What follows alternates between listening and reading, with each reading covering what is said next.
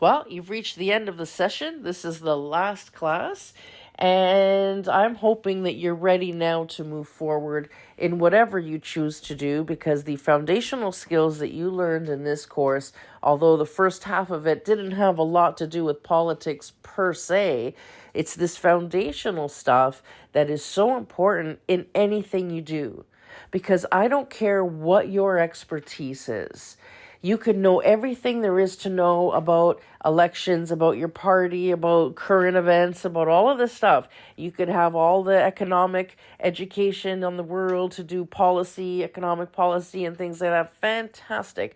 But if you do not have foundational professional development skills like emotional equilibrium, like being able to control your cortisol levels so that, when you are debating somebody or you're having an intense negotiation, you are able to intellectually outwit them, because if they are feeling defensive, they're flooded with cortisol. And when you're flooded with cortisol, the finer levels of your judgment are clouded because you're too busy trying to find the escape route, because your body thinks you're under attack or getting defensive. So you're not thinking intellectually at that moment. Your body goes into a survival mode. Not great for negotiation, not great for a tense moment. So these are the things that you need to cultivate before you talk politics, before you jump in the shark tank, right? You need to be fit. There's a few things we talked about in this course that maybe made you raise an eyebrow. Like, for example, that you have to walk 9 to 15 kilometers every single day during a campaign. And that's, about 6 weeks usually, 6 to 8 weeks that you're out doing that every single day, 7 days a week. You bet you didn't realize you required that level of fitness in order to do it and to do it well.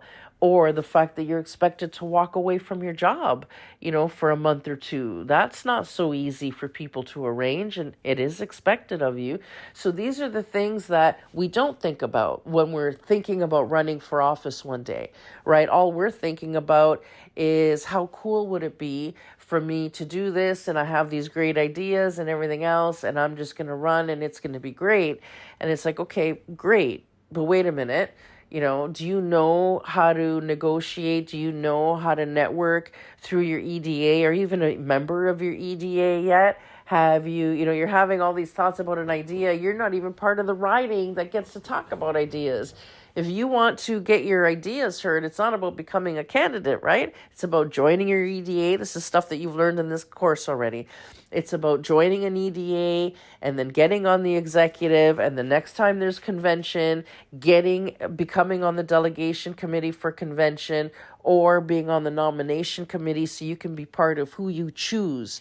You get to choose who the next candidate is in your riding if it's not going to be you. And who do I need to endear myself to make them want me to be the next candidate in that riding? You're only going to be able to do that if you're on the EDA board of directors. And if you think you're going to wait till you want to run for office before you go knocking on the door, good luck.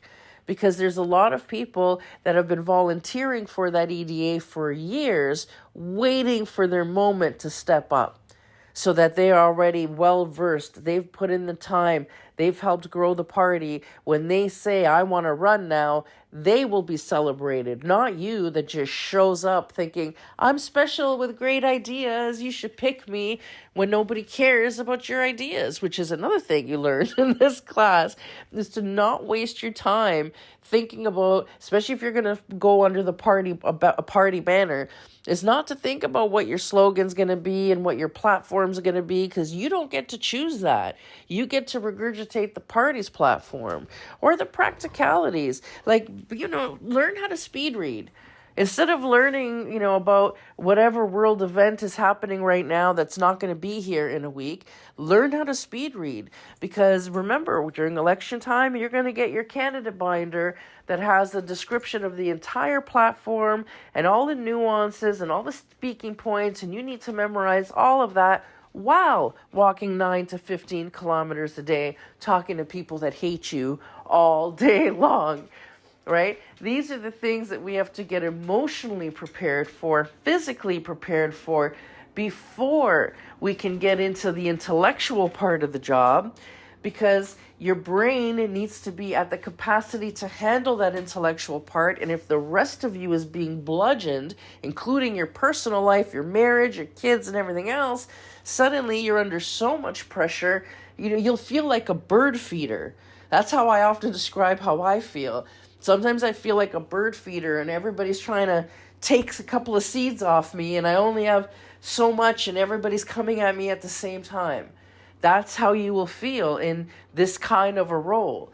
So do you have what it takes to remain still in the storm and productive and focused and organized and resilient and resourceful? And have you had the nutrition to support all this? Are you getting the physical activity required to help you survive all this? This is the foundational stuff that really matters. Believe me, more than a slogan, more than a campaign color. And even outside of running for office, there's a lot of room in this big tent. So there's a lot of ways that you can professionally be in politics. You can still be in the game without running for office. But even in that situation, all the same stuff applies. It's all the same pressure. It's all the same stresses, just different. Being a supporting role in politics is just as difficult as running for politics. It's just its own kind of, everything's hard in life. Pick your hard. But I know professionals that are in politics, like in campaigns, and they know everything there is to know. They have all the connections. They've got lots of pull. But even though they have all of those things and there's nobody better than them at the task, their attitude is so shitty, people don't want to work with them. People would rather lose the services they may be able to offer than have to deal with them on a day-to-day because they have a chip on their shoulder or they're emotionally unstable. So they would just rather lose the business than have to deal with them, or lose the talent rather than having to deal with them.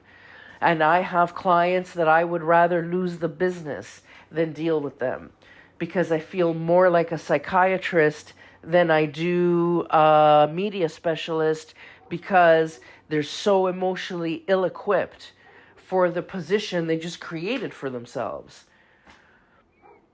So, for them, I could look at 3-4 candidates that I'm on campaigns are simultaneously, all equally qualified, all equally talented. And a few of them will have a great time during election period. They'll thrive, they'll be busy and motivated, and because they've been prepared for this or they're fit, they can handle the physical requirements, and election cycle's awesome because they're strong emotionally, they're not jaded by things, they're not shaken by things, they're fully aware of the reality of political work, so there's no disillusionment that happens. They end up enjoying it, and as a result, they end up doing a really great job, winning and having a lot of successes and a lot of support. Or I could look at other people that are physically breaking down, emotionally breaking down, and just can't handle the public pressure. They can't handle public criticism. They can't handle the occasional obstacle, which means that they're on a massive emotional roller coaster the entire time, and they barely survive election cycle. And none of it has to do with expertise in politics. None of it. It all has to do with emotional intelligence, emotional maturity, mental equilibrium, having a very strong mental health. And that is what gets them through it. And that's what makes them successful. So I know that this course talks a lot about those foundational skills, but understand that's what you really need to succeed. It's not how to expertly read a poll. You have a team to do that. You need to be able to have a smile on your face in 30-degree weather after having walked 7 kilometers, hearing the same stupid shit from people for the last 4 hours, asking the same stupid questions, having the same, and you still feel motivated. You still answer the question as fresh and chipper as the first time they asked it of you without getting frustrated.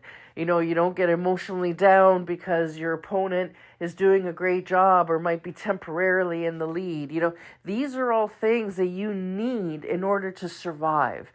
Because what's the point of winning? Like I knew one city councilor that wanted so bad to be the youngest person elected, and he worked so hard to do it, only to then end up burning out and tapping out before his term was over because he just couldn't handle it. There's no point killing yourself to win is if you sabotage it as soon as you get there because you weren't equipped emotionally or mentally. So there's something to be said for really, really getting the foundational stuff ready before you run. The running part is easy. If you've got the money, running, it's hard because of everything you have to go through, but, that part is pretty automatic. And whatever party you choose, they're going to be doing a lot of the heavy lifting for you in terms of policy making and platform delivery and all of that stuff. So really all you have to do is get yourself ready. Get yourself ready, and it has more to do with your physical, your emotional, and your mental preparedness than it does your knowledge on policy. That stuff you learn later. Remember, we talked about lobbyists, right? That stuff is covered by the lobbyists that you will encounter once you win. That will help educate you in the areas that you're making decisions. That's when those crash courses come in. And then even then, that's a lot of pressure, right? So you want to make sure that when you win, now you've just survived an election, you need to know that, okay, now all that pressure that I thought was horrible during the election is about to triple when now everybody's looking at me to see what I'm going to do, and it better be good. That's a lot of pressure. Can you handle that? Again, that's where these foundational skills come in, because what's going to happen? You're going to hit obstacle after obstacle and criticism after criticism, but because you've cultivated resiliency and resourcefulness, you'll be able to get stuff done regardless. And then you'll be able to be successful. So if you found that this is helpful and you feel that I can help you get to your next level, then please feel free to reach out. I would be pleased to work with you. We have lots of different bundles and packages between mentorship programs and training, or PR services, or public profile development. We do all of that stuff, and I would be happy to help support you on your journey, like I have for so many other successful politicians, and I look forward to providing you amazing support. So you can reach out to info@blackrammedia.com to reach Black Ram Media. Check them out online if you like. Or you can reach me directly at Daniela@blackrammedia.com. And I really, really look forward to working with you. In the meantime, go get them.